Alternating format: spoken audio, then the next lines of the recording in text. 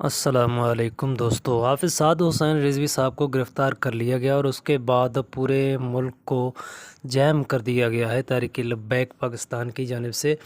اور یہ ایک اچھا اقدام ہے۔ اور اس کے بعد جلالی صاحب ڈاکٹر محمد اشرف آصف جلالی صاحب کا بھی بیان آیا، مذمتی بیان، اور ان میں ان کا کہنا تھا کہ علامہ خادم حسین رضوی صاحب کے بیٹے حافظ سعد حسین رضوی کی گرفتاری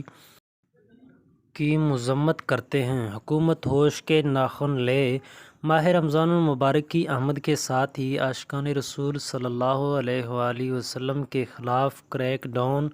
بہت بڑا ظلم ہے۔ تو یہ بیان انہوں نے ٹویٹر پر ٹویٹ کیا تھا کہ اس بارے میں جب سعد حسین رضوی صاحب کی گرفتاری ہوئی اور اس کے بعد مختلف جگہوں پہ جو ہے وہ احتجاج سٹارٹ ہوئی، اور اب اس وقت تقریباً پورے پاکستان میں ہر جگہ پہ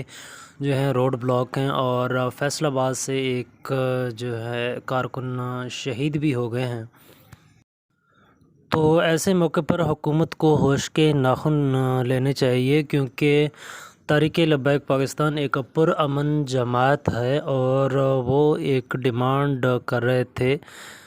جو کہ فرانس کے سفیر کو نکالنے کا، اور ہم سب مسلمان ہیں اور ہم سب کا عقیدہ یہی ہے کہ جو بھی حضور صلی اللہ علیہ وسلم کے بارے میں بات کرے گا اس کو کاٹ کے رکھ دینا چاہیے۔ تو یہ ایک جائز مطالبہ تھا اور صرف سفیر کو نکالنا تھا، تو یہ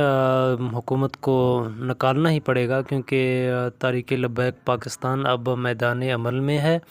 اور اللہ ہم سب کا حافظ و ناصر ہو اور ہمیں کامیابی عطا فرمائے۔ اللہ حافظ۔